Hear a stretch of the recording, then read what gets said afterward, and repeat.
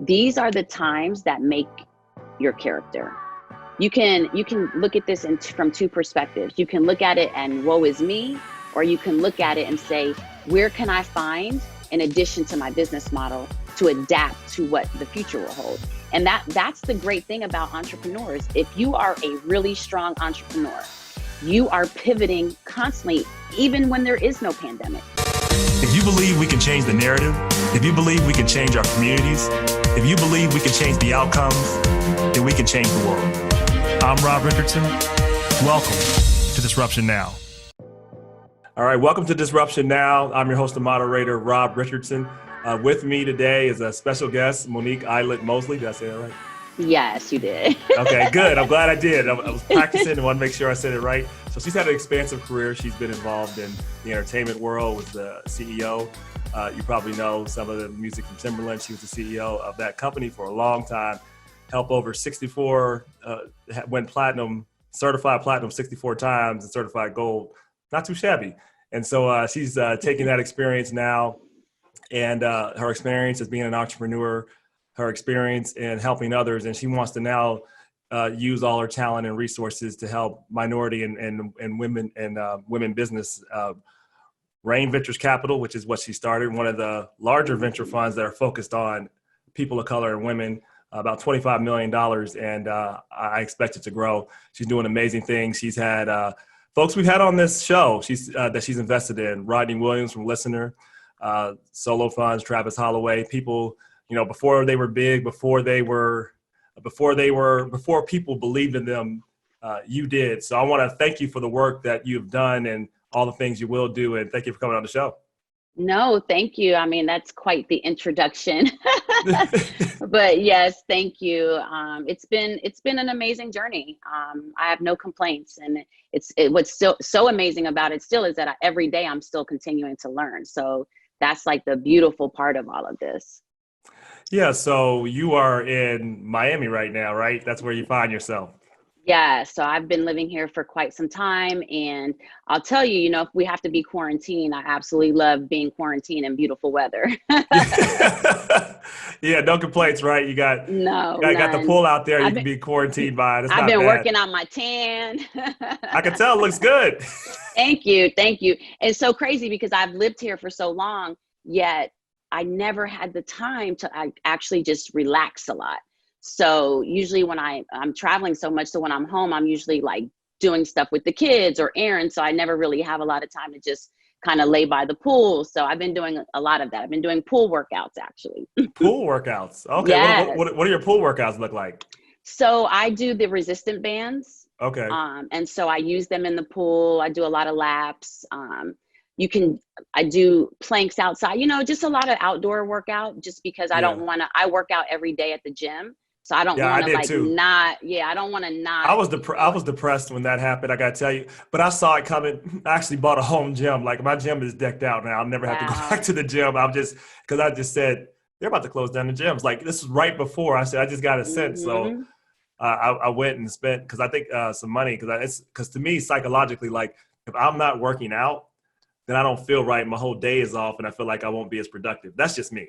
No, that's how I am as well. I just recently started, being committed to working out every day about 6 months ago. And literally, if I don't work out, I feel like something's off with me. So yeah. I wanted to make sure that while we're at home, that I'm still keeping my health and wellness as a priority. Yeah.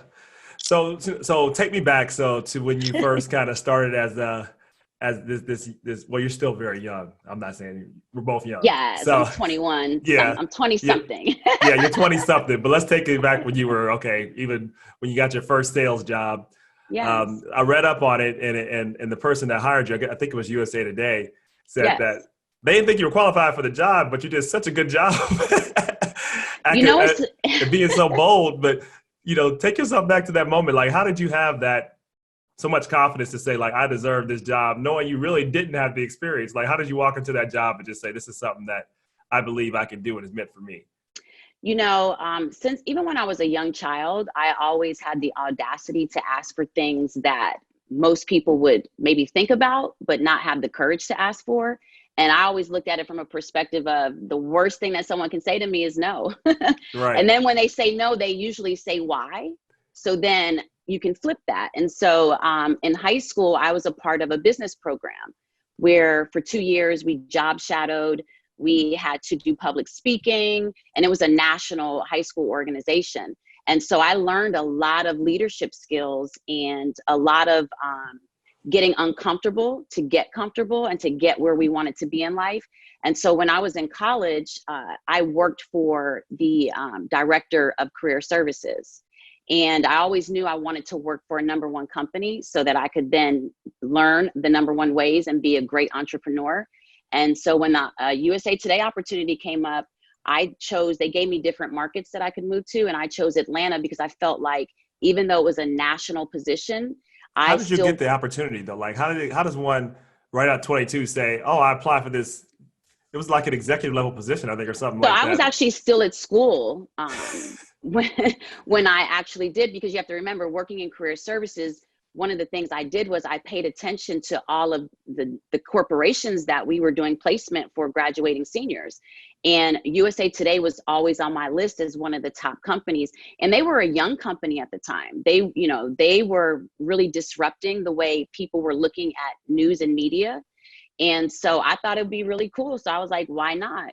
And I actually did get hired. I just got hired for a junior level executive position.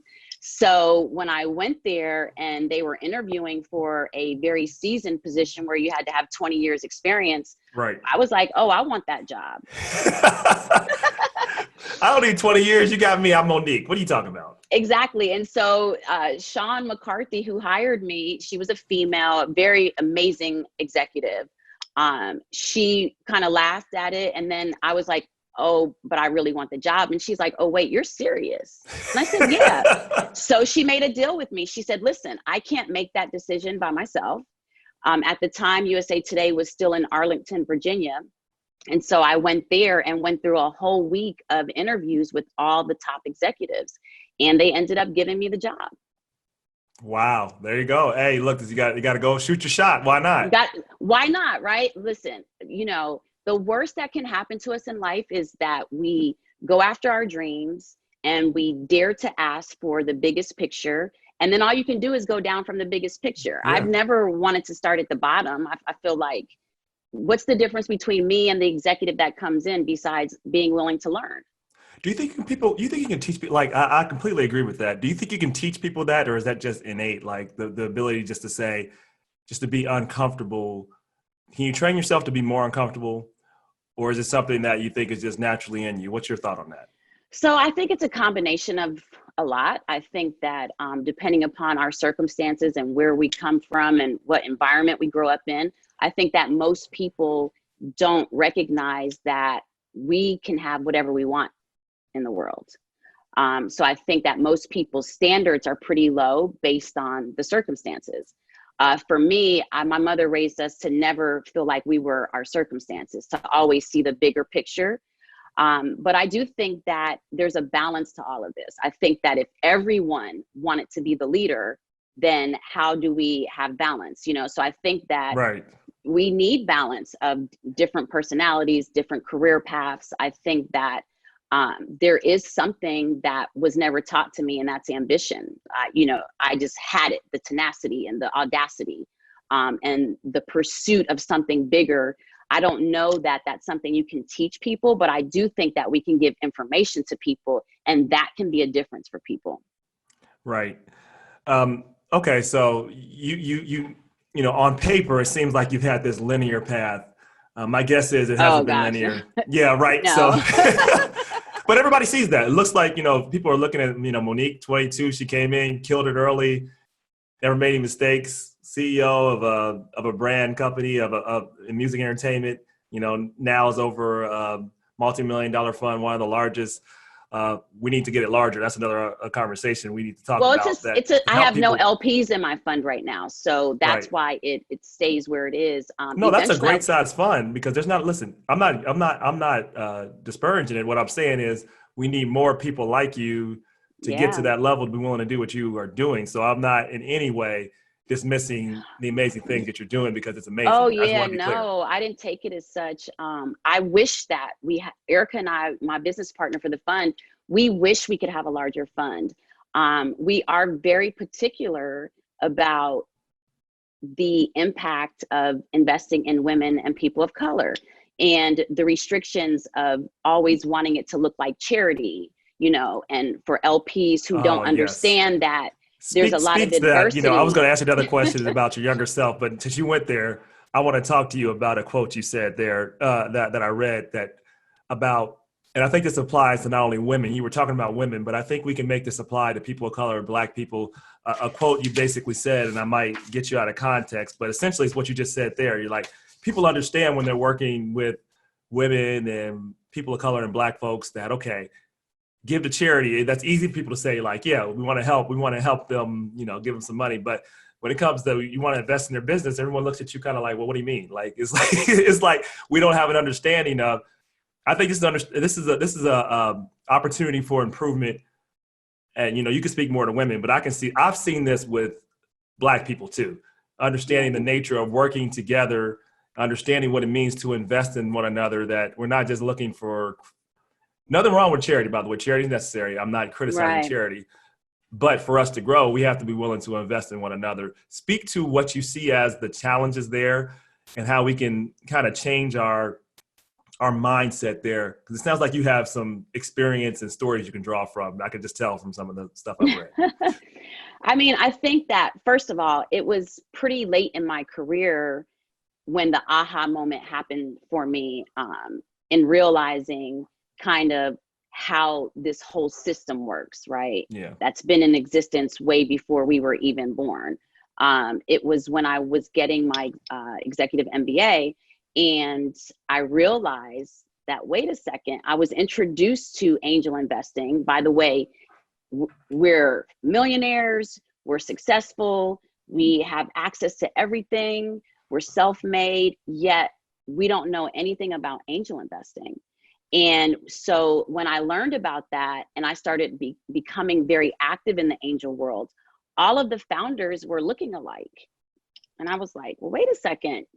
I mean, I'm like becoming part of the problem. You mean to tell me there's no women, there's no people of color who are trying to do startup worlds? And so when I saw that that was really a problem, it was like, oh, wait, this is how boardrooms are made. Your early investors is who makes up your voting board seat. Yep. This is who decides what C-suites get to stay or gets put into place.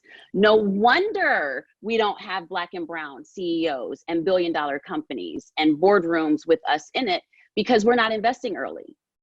No, and so it truly became a real passion for me and purpose-driven on, we need to fix this, but we have to fix it internally. And we have to stop making people of color and women feel bad for being in the phase of startup world, or make them go through extra hoops that you wouldn't make others go through. I've seen that play out too. Let me tell you, Rob, it was so interesting to me sitting in the rooms with traditional white male investors, and the questions that they would ask the people that looked like themselves, meaning a white male only, were not the same questions they were asking women and people of color. I've heard, women be asked, well, how many children are you going to have? Well, you don't ask men that. And how many kids you got? They don't ask that men. There's a lot of men running around with a bunch of kids. Right. And the crazy thing is that I have personally witnessed and experienced a very risky white male with no paperwork, just an idea, leave with a check. I have seen women and people of color come in with a proven financial model. They're just trying to scale now, and they don't get the money. Yeah. And that tells you, and so we can't solve all that, and we can't always change other people's mindsets. Sometimes we can, but we have to, what I was getting at too, is changing our own mindset. I'm talking about the people that have made it, that are women, that are people of color. What I've seen from my experience, and I don't have as much experience in your world, I'm just starting to get into this world, but I've seen it play out on the political end. When they're like, okay, people, I'm talking about our people right now, will ask you more questions to have more requirements of you than they will out of other politicians, traditional male white politicians.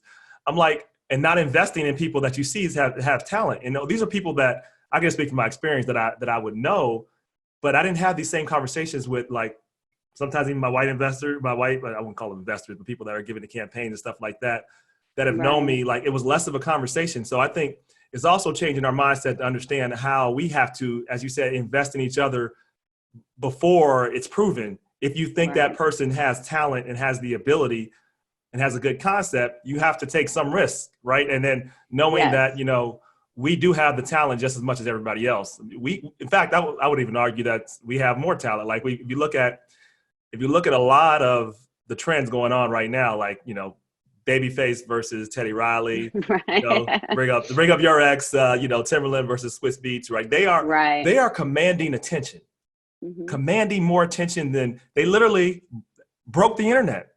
Yep, so that literally, right? So you think about it though, and they're the exception to the rule. They're making money, but honestly, they're an exception that reinforces the rule, which is money flows through us, but not to us. We have to figure out how we can make sure we're capitalizing on our value, but we have to recognize our value first. How do you go about when you are talking to other women, people of color who have the ability to help and don't understand? I think a lot of people don't even understand they have this mindset, because I think all of us, like you said, even you at some point were like, oh, you had your aha moment. I've probably had it too. How do we work day in and day out to make sure that we don't adopt the same mindset we say that we're trying to defeat?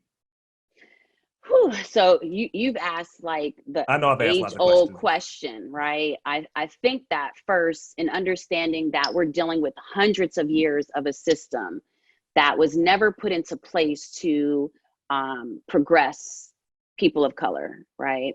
And so we take all of these oppressions and oppressive behaviors that have been instilled, especially designed intentionally through communities, right? Even based on how highways are separating areas and, gentrification, just all of these things. There's a lot of layers to this. There's a lot of layers. And I don't pretend to know any of them. The only thing I can absolutely do is share my journey, share my story, let people know that it does start with the mindset. It really, absolutely, truly does. Always is about the mindset. It's the only thing you can control, honestly. Right. So I have always chosen to have a positive mindset. I've always seen the glass half full.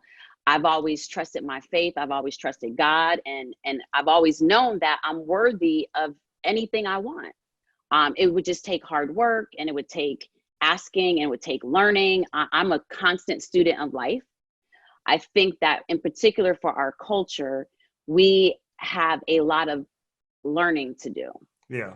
I think that in defense of all of those who have made it, that we're just getting to a digital age where everyone's understanding how to receive information. And you have to understand, we all came through the same public school system. The history that we've learned is inaccurate. Yeah. So, not only are we having to relearn what our true history is and what impact we've honestly had on this entire global economy, that's when you can start understanding your real value. But this is a process. This is a never ending journey. And we have a lot of work to do. And the only thing I can do is take responsibility for what I go out here and do and share with people. And I've made it my personal business that we have to empower our community. So I want to take you back to your earlier career a little bit and ask you a question I like to ask people like you on the show. So take yourself back to a moment, your younger self. It can be at any moment in your life that, you made X decision and you're looking back now and you're like, wow, I had that wrong. What would you tell your younger self now, given the knowledge if you can pull from a situation? I would love to hear it. So in complete transparency, I have made a ton of mistakes. I've never lived in my mistakes though. Okay. I've always thought of them as lessons. Okay, give me one that's come to your mind. Oh my goodness. Okay, so my leadership style. I'm a very no nonsense, go get it, no excuses type of person. I can tell that. But that's what I like about you. Right. But when you're responsible for a company and you're responsible for additional staff and for different personalities, you realize very quickly that everyone isn't motivated by the same thing as you. And everyone doesn't, some people just want to show up to work. They don't want to add anything more. They don't want to do anything less. They just want to be there. And I know early in my career, when I was responsible for a lot of people, I was always pushing, finding their best quality and trying to push them past where they were seeing themselves. And it was one day where one of the staff said to me, Monique, this is just all I want to do. I don't want to, like, you're seeing me for a bigger picture. That's not what I see for myself. And so I had to really accept that. And I had to really learn how to figure out what each person was individually motivated by, because it's all different. It's like having kids. Yeah. Oh my goodness. Right. But you didn't raise them, right? So No, they don't have your foundation. So now you got to figure it all out. Right. Yeah. Even different. Yeah, you're right. And even when I was younger, I was just so, even in college, I had the most I worked amazing jobs, high level jobs.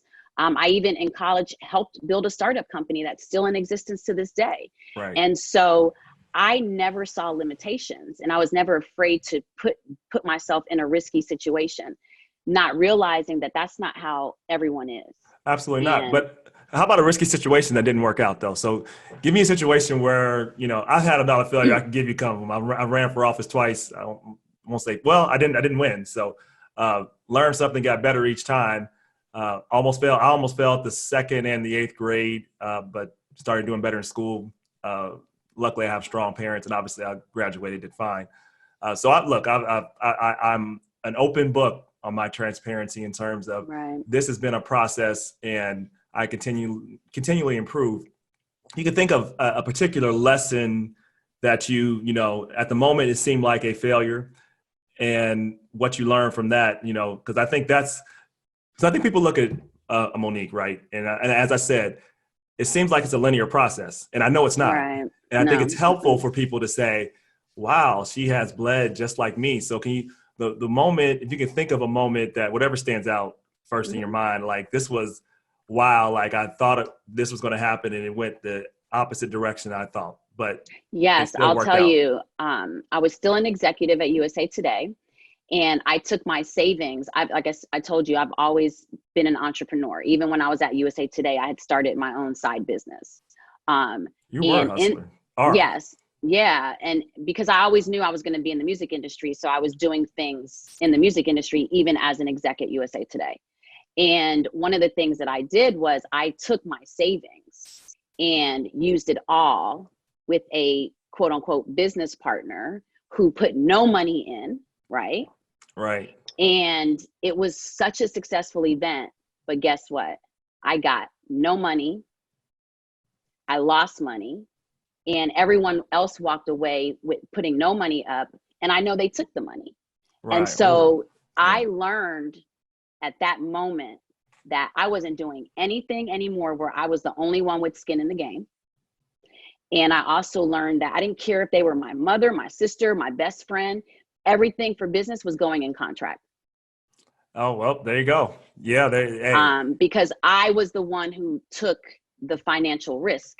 And by the way, I was a single mom. I had a son in college, and then I was also supporting my 2 sisters because my father had passed. So I took my cushion, and I don't regret betting on myself, because I think we have to bet on ourselves. I made the mistake of not understanding the levels of what partnership looked like. I went in very trusting. I went in understanding what my integrity was, not realizing that everyone doesn't carry the same integrity. It doesn't make them a bad business partner, but you do have to legally protect yourself. Yeah. So what advice? So I read that you don't invest in businesses that have one founder. So, talk through that, question one. And another question on top of that is, it sounds like you have some experience. Actually, answer this one first, and we get to the founder part, because I think this leads into what you just said. How do you evaluate who you get into partnerships with? Because it sounds like from that experience, you have some knowledge, and you've probably had other experiences too. Right. How would you go about advising people about how to build the right team and right partnerships? Okay, so are you speaking from a startup perspective and from Rain Ventures investing, or just in my business life period, since I have several things I do? You know what? You can speak from both, because I think both are still relevant. If you're going to be a startup and you're going to build a team, I would Right. imagine the same principles apply to building a business no matter what. Like, how do you go about choosing the right partner? What do you evaluate in choosing the right partner for you? Right. How do you go about that? I mean, because I imagine how you view it is how you look at investors, who you invest in too. Is that wrong? Right. So it's twofold, right? When it comes to the comment of me not investing in solo founders, right? It was more to the perspective of an individual founder, because I was a solo founder by myself too. So it's not just Right. about an individual founder. It's more about how willing is that founder to understand and know that they need an actual team. And even Okay. if you don't have financing at the time, you need to have an amazing advisory board. If you're not willing to have an advisory board, that means you're not coachable, which means that you're only living through your lens. And I haven't seen any company be able to grow without the effort of a team. So that's what that references is that we have had great founders, but they come in knowing everything, needing Yeah. nothing but money. And we know that that's not true. Even at this level, I still have a personal advisory board. I still have a professional mentorship board that direct me, guide me, give me information. And so when we come across founders who have great ideas, but are unwilling to learn, excuse me, to learn and to grow their team and understand how important, there's no way we know everything. Yeah.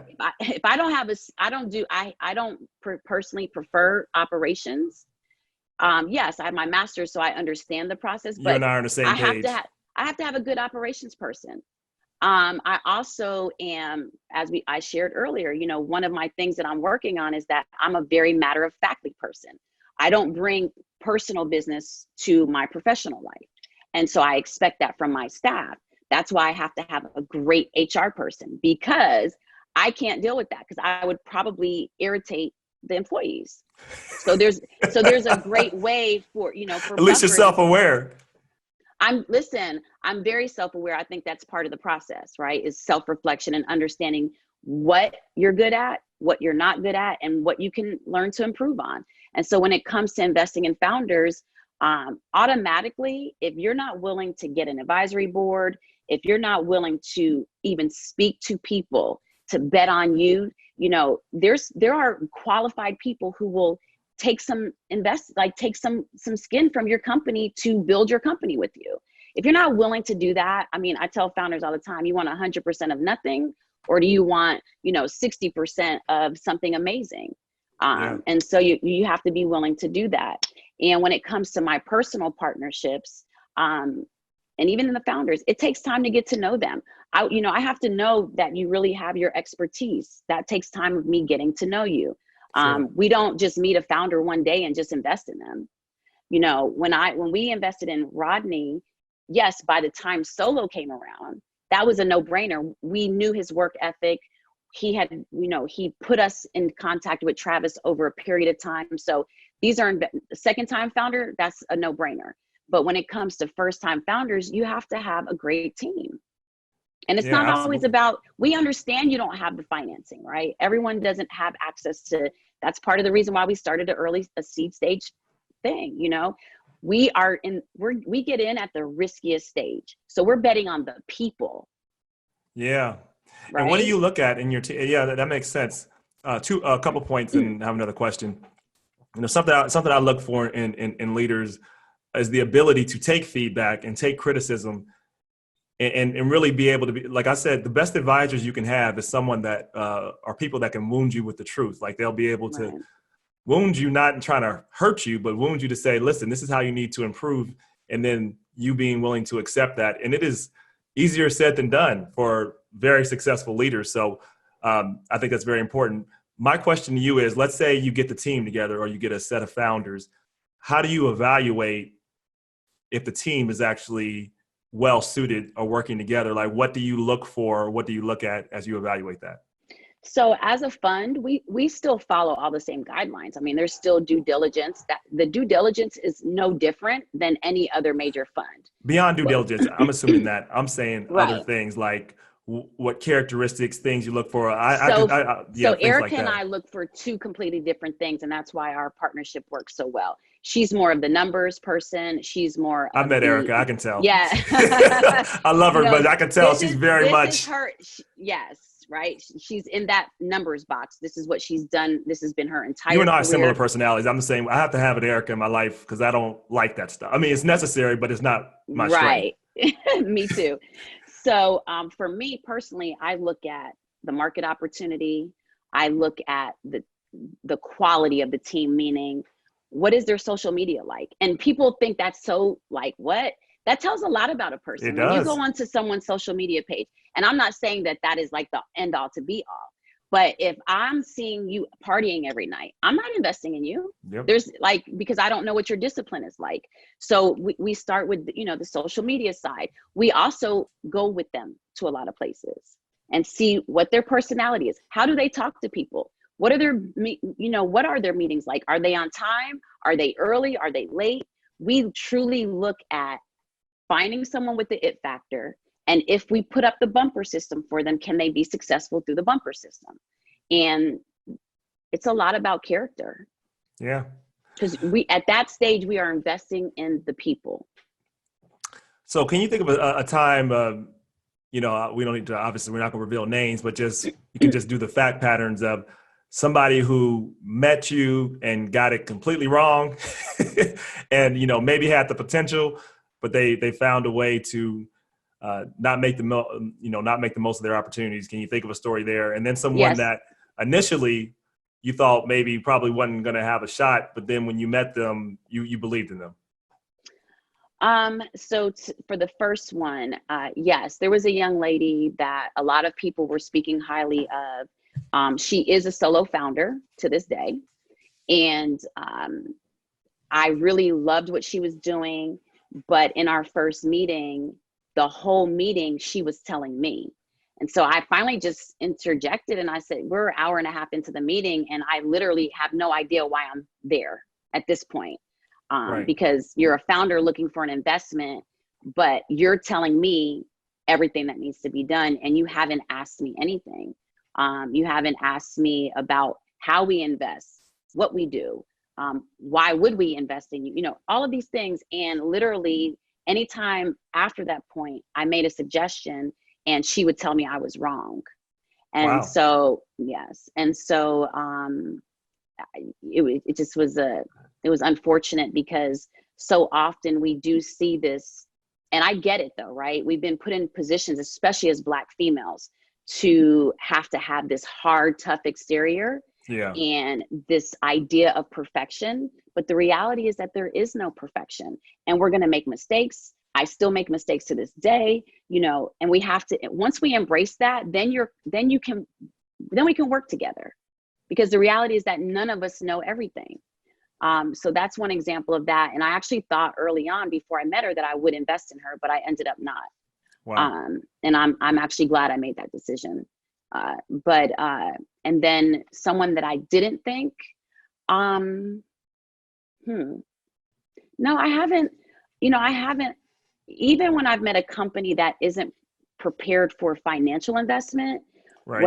What Erica and I have done, because we both believe in this, is we still support them. We'll fly them to the offices here in Miami, let them work out of it for a week. We will, my team will come in and redesign their proposals, anything. So it's never that I don't believe in someone. I believe in giving them information that can help make them better.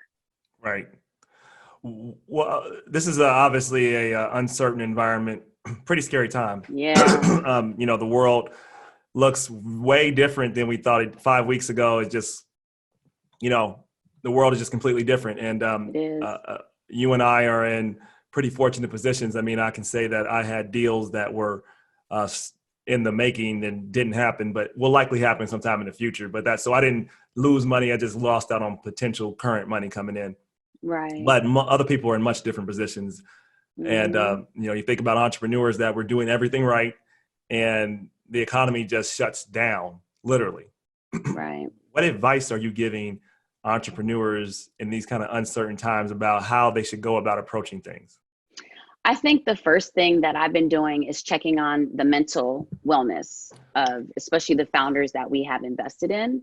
But one of the things that I have told founders, whether we've invested in them or not, is that these are the times that make your character. You can look at this from two perspectives. You can look at it and woe is me, or you can look at it and say, where can I find, in addition to my business model, to adapt to what the future will hold? And that's the great thing about entrepreneurs. If you are a really strong entrepreneur, you are pivoting constantly, even when there is no pandemic, because you always have to be 5, 10, 15 years out when you're thinking of the bigger picture and the bigger vision.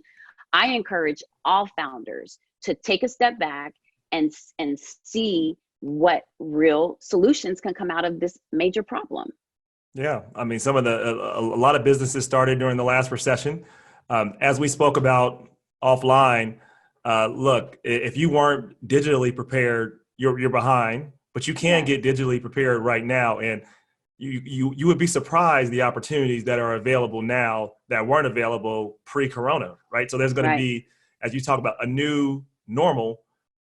And how can you prepare for that normal? You know, we're going to have the Disruption Now Summit. It was going to be the first one in Cincinnati. We're going to do this event, and it was going to be in person. I had all these interactions, but, you know, we're going to figure out a way to do it virtually. And that's just the world we're going to operate in.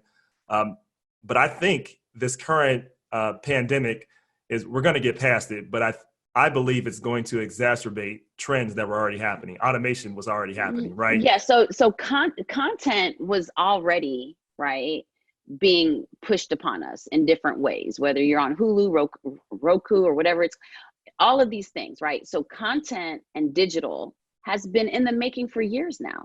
And if you weren't adapting to having technology be the main focus of your company, you were going to be in trouble anyways.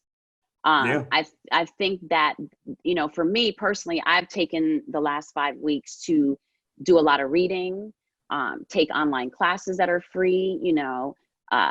What are some books you've read and some opportunities you look in this quarantine moment while you're there? What are some good things we can learn from? Right now, I'm actually reading The New Negro, the story of Alan Locke. I think that one of the things that I've been trying to do is get back to understanding our history from the true perspective. Yeah. So, like, I had never watched Hidden Color. And so I think that came out like in 2012 or something. So I finally got to watch that. And in that, they referenced a book called The Lost Treasure of King Juba, which is about the proof of how Africans actually hit North America first. Yep. And so I've been trying to do a lot of historical perspectives, because I think when we understand our history, we understand ourselves and our power and truly the amazing culture that we really are. I just finished watching a great documentary called The Family, and it's all about, it's on Netflix. It's all about church and state. Yeah.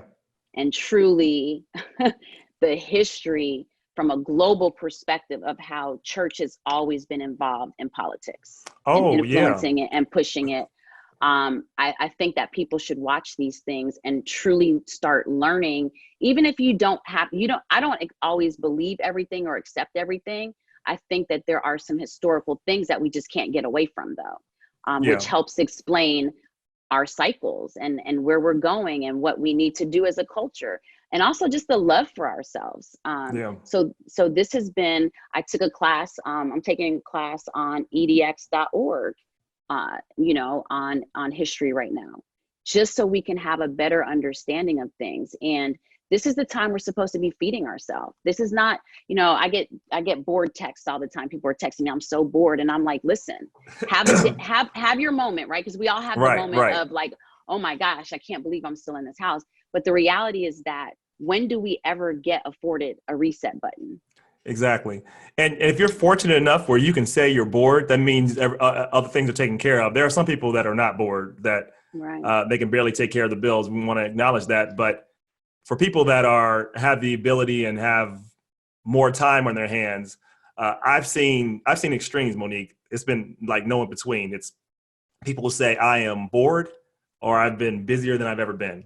And like, and Mm, I think that's a choice because you're in this moment. People are yes. that right. How you approach the moment, as you said, it's the mindset of this It's the moment. mindset. It, who we are in quarantine is absolutely who we are in real life. Yeah. Right. I think that people have gotten so caught up with this Instagram and these filters and these TikToks. I'm like, Oh, that's fake world. I tell people every time I see Instagram, your social media world is your fake world. That's your pretend world for most yeah, people. people are like sending me these challenges and stuff. And my thing is that we still have an accountability and a responsibility for what we're putting out into the world Yeah. and what we're receiving from the world. If you are spending hours making TikToks and scrolling on Instagram and taking a picture and putting a million filters on it for 2 hours, that says a lot about who you are and what's important to you. And no judgment, but we can't then complain that we're not where we want to be in life. Yep. You, Don't tell me you don't are tell the me who you are. master Show of me your what you life, do. right? We own our time. Yeah. No one else owns our time or our day. And we can choose to be productive or feel sorry for ourselves. I have always chosen to look at the bigger picture. And even when times are hard and it doesn't feel good, I've always chosen to push myself uncomfortably so I can get comfortable. Yeah. I mean, you have to be comfortable being uncomfortable. You're right. And it's not easy. Listen, Mm-mm. And look, none of this is the brain easy. is like, to get to that point, the brain is wired to make you not want to do what's uncomfortable. Literally, there's a guard in your brain built up to prevent you from doing things that are uncomfortable. And if you've never developed that muscle, putting yourself in uncomfortable situations, it becomes harder to do. Obviously, once you do it and you say, oh, that was painful at first, but I got past it, you can do it. But if you Right. don't, it's always built in. I mean, it's natural. It's a habit built into your brain, and you have Right. to literally break down the pattern and do it. So but people Mm-hmm. have trouble doing it. What do you think? You've talked about this moment of crisis reveals your character. I also think it exposes institutional weaknesses within our society. And I'm talking about America. Yes. What concerns you the most about what you've seen in the current environment? And and just give me your opinion there. I mean, I'll tell what you concerns you the most? the same thing that has been concerning me since I have kind of been aware and more conscious. I mean, I did grow up in a house where, my mother was always getting arrested when she was growing up as the white woman who was marching with the Black people. So I grew up in a household where my mother raised us as Black women only, and knowing our accountability to the entire culture. I mean, I remember when I worked for USA Today and I would have to travel or work on Martin Luther King Day, my mother would go ballistic, right? So I've always been aware of the problems that we have internally in our culture and what we're not standing up for. And so to see what's happening right now, to see on some of these, like, to read the news and see these Instagram stories where strippers are, doing horrific things for cash apps, and the fact that our culture, because I'm talking about our culture right now, Right. the fact that even at the scariest time where we Black people are dying crazy right now Yeah. with this coronavirus at an alarming number. Okay. Underserved communities are being impacted and affected. And the fact that people are choosing in our culture to use their time for entertainment purposes that don't progress us further at all, it hurts my heart. It's no judgment, but Yeah. we have to do better. We have to start doing better. To see 1 million people want to come into an entertainment landscape, but when you have informative information of how we can progress and move forward as a culture, we're fighting for 100 or 1,000 people to Yeah. come Believe me, I listen. know it's what I do. I get it. It's heartbreaking to me, because before we could actually say maybe we don't have access to the information, but we are in a technology age where access globally to any information that we want. Yeah. And yes, in the underserved communities, they have smartphones. And so we have to figure out for our culture how we can start being more responsible for our Yeah. culture. No system that was put into place, not for us, hundreds of years later, it's never been for us. Why do we keep expecting that this system to eventually one moment be like, okay, we're coming to save you now. No, Captain America's not coming to save you. That's not happening. The Hulk's not coming. There are no superheroes for the comic books. Got to save yourselves. It's not happening. No. And to read reports of murders still happening in Chicago during a quarantine, it's like, where is our empathy? What happened to our culture? You know, I remember I grew up in North Jersey, you know, close to the city, lots of culture, lots of life. But I remember being at both sides of my grandparents' houses and strangers being there to eat food, or, you know, just a whole community. You felt like people felt they needed to support you too, no matter what it was. They didn't have to know you. When is that coming back? Well, we got to each do our part. Well, how are you talking to your kids through this process? I think you have 2 boys. I have 2 boys and a girl, but my oldest, you know, he lives in LA, but he is here during the quarantine. Okay. But Demetria, how are they doing as through this, and how are you advising them? So we're still running on a calendar schedule as if they were leaving. So they still get up early in the morning, eat breakfast, then they're doing their virtual schooling. Then after that, they still do their virtual tutoring as if, you know, because the tutor would come with them every day for an hour. Right. Frankie's he's a basketball player, so he's still training. We're cooking together more. I'm forcing them to. Oh yeah. Well. All right. You said yeah. Okay, Clay. I'm a good cook too. Okay, that's good. Yes. You were quick with that. Cook. Yes. So, you know, I'm talking them through I've never been one to shy around the truth with my children. Right. So I think that when you give children truth, then they can work from there. When you hide things from them, they won't know. Right. And I think that one of the worst things for me was not knowing information all the way. Sure. So we've been talking from a political perspective. We've been talking about why November is so important and why our votes really still do matter. Absolutely. And we've been talking about a lot of local stuff, because since, you know, this administration is giving, you know, the governors more power right now, we've been having conversations on how the mayors and the governors are disagreeing. And look, whoever you're putting in office is making decisions on your health and your safety, right? Yep. And so look, and the administration, so we've been talking a lot of politics and a lot of faith, and a lot of just how are you feeling today? Like, what are you afraid of? What are you thinking about? You know, because my son is a junior. Like, a lot of his friends don't get to graduate. Yeah, They're I mean, I can't imagine.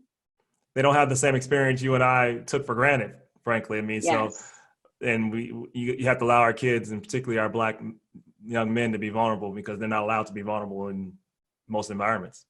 And yesterday, I have a foundation, Always Believing, and we have a partnership with Boys and Girls Clubs. And so we have a community garden that we put in there. And so yesterday, even though the clubs are closed down, my sister and my daughter went and did the garden for over 3 hours. And awesome. Yeah, and Rain was like, oh my goodness, but we've also planted stuff during this quarantine at my house. You know, I believe in being sustainable and, you know, growing some fruits and vegetables just in case. And so we've been doing a lot of planting. Even though I grow stuff already, I've made them be a part of the process now, so that they can understand how important it is to know how to grow food. Amen. Yeah. I mean, hey, look, that's a good idea. We're getting towards the end. I want to ask you a couple of rapid fire questions, but before I go there, one more question about the quarantine. Do you have any funny stories that have happened during the quarantine, or things that you could share that's happened? And if you don't, I have another question for you on the quarantine. Funny things on quarantine. Besides my dog jumping in the pool every single day, getting on my nerves. Like, I think my dog is getting on my nerves more than anything else, is that she's like so excited because we're not always usually home. Yeah, you're here all the time. They're like, this is great. So she is. So yes, you know what? Dogs are not supposed to have chocolate.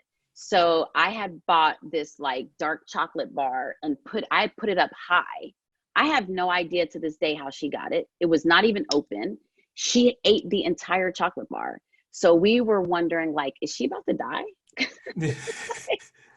Because you ain't going to the vet. You got to be careful. No. Like, you got to hold on But the fun thing that I've been doing, it's not funny, but the fun thing is that, as a single woman, I'm always so busy. So you don't really know how single you actually are until sitting at home for 5 weeks. But I've been doing a lot of cool, like virtual dating stuff, like reading books together, working out together. So it's You allowed working out me. with the dates on Instagram? Yes. No, not on Instagram. Oh, no, no, no, Oh, no. my bad. What is the Yeah. virtual date site? I don't know Just what like these are. FaceTime, just like, just FaceTime. People Okay. I know, of course. I'm just saying that where most of the time, you're in a person's face and it can Right. become about so many different things. But when you're forced to build a friendship, right, you get to really see who should be in your life and who shouldn't. Yeah. It's a way of narrowing the choices. Yep, absolutely. There you go. All right. Couple of questions. If you had a committee, living or dead, of 3 to advise you on life or business, who would those 3 be and why? Okay. Maya Angelou. Okay. Her wisdom and her experience and her world travel and her being one of the ones early on to go to Africa and live there and truly experience how amazing we are as a people. Like, to me, that wisdom that she had is unbelievable. Nelson Mandela, Okay.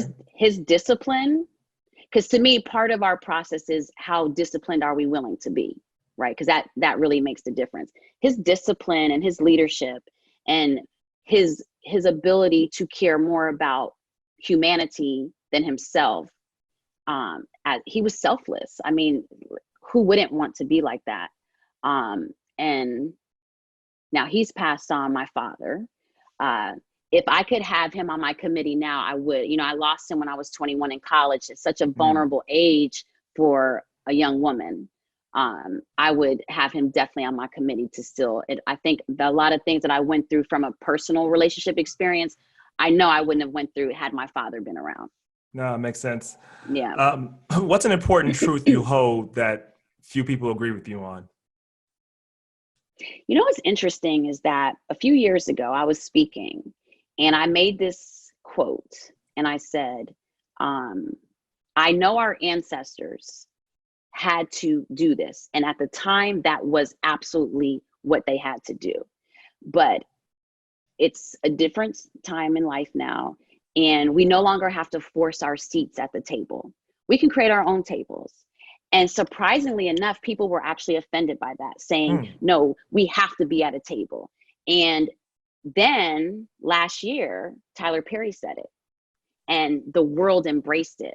So I was really happy about that, because at the time that I said it, I actually got into a lot of arguments with people, especially who were civil rights activists, because they felt like I was downplaying what our ancestors did.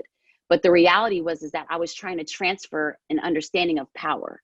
Yeah. Right. Because Alice Walker told us that the worst thing we can do is pretend like we have no power. Right. Yep. And I wanted us to understand that we are powerful, and that, guess what? We can create our own tables, and who believes in it can come sit with us. But my timing for it wasn't received very well. But I to this day, at the time I said it, I meant it, and I still believe in that. It doesn't mean to not have a diverse and inclusive table. We have to. But we can be the examples of that. Well, you can be the examples that we can build the building where we invite who comes in the table, because exactly. Here's the thing. As long as we're depending on being at somebody else's table, there's only going to be 1 or 2 seats, because that's all they're going to give. And traditionally it's been 1. Okay. Yeah, it's been 1. Oh, yeah. And by the way, I was that check mark too in corporate America, right? Yeah. All of us have been at some point the check mark. The goal is to not be just a check mark. That's right. And, so for me, I truly believe in that. I feel that we have so much power. We don't know our power, and we keep using our power wrong. So we need to get our tables together, because there's no reason for us to still be in these horrific situations. Agreed. 2 final questions. One, if you had a billboard or a Google ad that symbolized your saying, what would that say and why? It would say,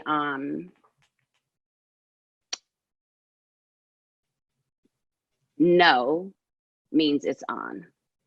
No means it's on, which you've already explained why that is. You don't accept no. You I made do up your not. I mind. never have. Even as a child, I never have.